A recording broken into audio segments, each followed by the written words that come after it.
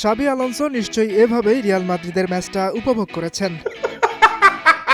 বার্সেলোনার বিপক্ষে হারের কারণে তাকে বরখাস্ত করা হলো যেই ক্লাব থেকে, তারাই দ্বিতীয় বিভাগের ১৭তম দল আল বাখেটের বিপক্ষে হেরে বিদায় নিয়েছে কোপা দেল রে থেকে।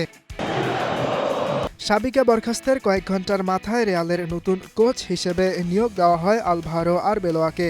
লস ব্ল্যাঙ্কোদের দায়িত্ব নিয়ে কোপা দেল রের শেষ ষোলোয় আল বাখেটের বিপক্ষে প্রথম ম্যাচ ছিল আরবেলোয়ার। ট্রান্সফার মার্কেটের তথ্য মতে আল বাখেটে স্কোয়াডের বাজার মূল্য ১,৪৫,০০,০০০ ইউরো। রিয়ালের স্কোয়াড মূল্য তাদের থেকে প্রায় ১৩৫ গুণ বেশি। আকাশ পাতাল পার্থক্য থাকা অখ্যাত দলের বিপক্ষে ৩-২ গোলে হারল মাদ্রিদের ক্লাবটি। শাবির অধীনে রিয়াল হেরেছে মোট ৬ ম্যাচ, সবকটি ছিল বড় দলের বিপক্ষে।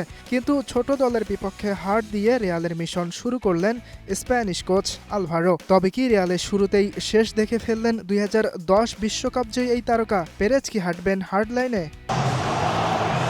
ছোট দল ভেবে আলভারো স্কোয়াড সাজিয়েছেন Kylian Mbappe, Jude Bellingham, Rodrygo, Thibaut Courtois, Aurelien চুয়ামেনিদের মতো নিয়মিত তারকাদের ছাড়াই। ৪২ মিনিটে জাভি ভিলারের গোলে পিছিয়ে পড়ে রিয়াল। প্রথমার্ধের যোগ করার সময় সমাধা টানেন আর্জেন্টাইন মিডফিল্ডার ফ্রাঙ্কো মাস্তান্দুয়ানো।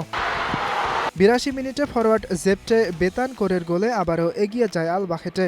দ্বিতীয়ার্ধের যোগ করার সময়ের প্রথম মিনিটে আবারও রিয়ালকে সমতায় ফেরান ফরওয়ার্ড গনসালো গার্সিয়া। তখন মনে হচ্ছিল ম্যাচ গড়াবে অতিরিক্ত সময়ে, কিন্তু যোগ করা সময়ের তৃতীয় মিনিটে নিজের দ্বিতীয় ও দলের তৃতীয় গোল করে রিয়ালকে স্তব্ধ করে দেন বেতানকোর। ইয়াসির আরাফাত সবুজ, স্টার নিউজ।